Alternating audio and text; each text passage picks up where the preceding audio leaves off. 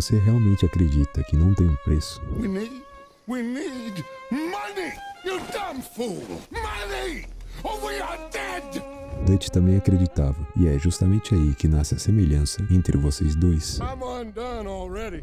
Even my best friend here, he thinks I'm crazy. Afinal, toda decisão que Dutch tomava era em nome da tal liberdade, mas cada escolha tinha um custo, e quando percebeu, já não era mais o homem que dizia ser. A questão é, você também não está fazendo isso? A plan.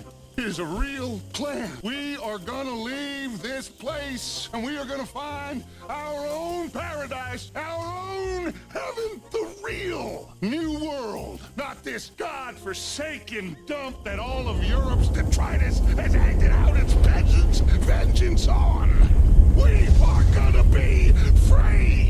Quando olhamos a história do Dutch de forma geral, percebemos que ele sempre teve um discurso bonito e inspirador. A liberdade, a visão de mundo, o sonho de um lugar melhor, tudo isso ecoava naqueles ao seu redor e criava a sensação de que cada ação dele era pelo bem maior da gangue. Mas conforme a gangue crescia, as pressões aumentavam e o dinheiro desaparecia, algo começou a mudar. Cada erro virava necessário, cada violência se tornava pelo bem de todos e cada decisão duvidosa era empurrada para debaixo do tapete com mais um discurso bonito e com a falsa certeza de que ele ainda sabia o que estava fazendo. É aqui que a dúvida nasce. Dutch mudou por causa da ganância, ou a ganância sempre esteve lá, escondida, atrás de um discurso sobre um lugar melhor? You keep killing folk, Dutch.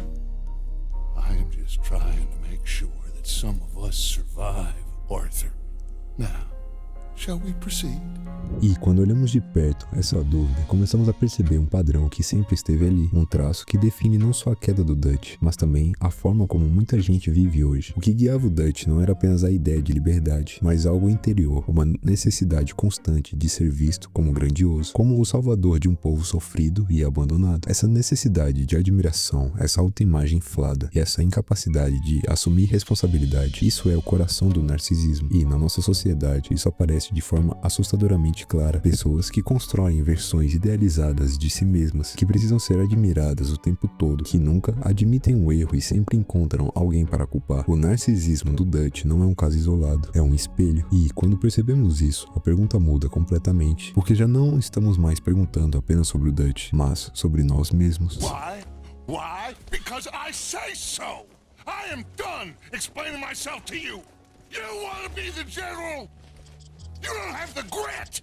Porque o narcisismo do Dutch não parava na autoimagem grandiosa. Ele crescia até transformar ele em algo ainda mais perigoso. Alguém que acreditava ser o salvador, o escolhido, o centro de toda a história. E quando alguém se coloca nesse lugar, tudo que foge do seu controle vira ameaça. Dutch começa a se frustrar como um deus incapaz de mudar o mundo à própria vontade. E nessa frustração, ele deixa de ouvir quem realmente se importa e passa a dar ouvidos apenas aos que alimentam seu ego. A liberdade, que antes era um ideal bonito, vira desculpa, vira permissão para fazer o que quiser, vira justificativa para o caos, para a violência, para o prazer de ultrapassar limites. Porque para Dutch, aqueles que concordam com seus impulsos mais primitivos são os verdadeiros leais, e quem questiona vira traidor. Nesse ponto, ele já não lidera mais um grupo, ele lidera um culto onde ele é o centro de tudo. Não posso desistir agora.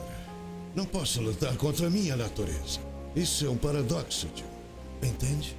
E quando entendemos isso, fica claro que Dutch não se tornou esse homem por causa de um acidente, de um trauma ou de um momento isolado. Ele não enlouqueceu de repente, ele apenas deixou cair o filtro que escondia quem ele sempre foi. O acidente do bondinho, a pressão das autoridades, a falta de dinheiro, nada disso transformou o Dutch. A verdade é muito mais incômoda. Dutch sempre foi assim, sempre carregou dentro de si o ego, a necessidade de controle, a crença de que era especial. O que mudou não foi quem ele era, foi o quanto ele conseguiu esconder. Quando o mundo deixou de obedecer à sua narrativa, o líder inspirador desapareceu e o verdadeiro Dutch finalmente apareceu. E a pergunta que fica é: quando o mundo para de seguir a sua narrativa, o que vai aparecer em você?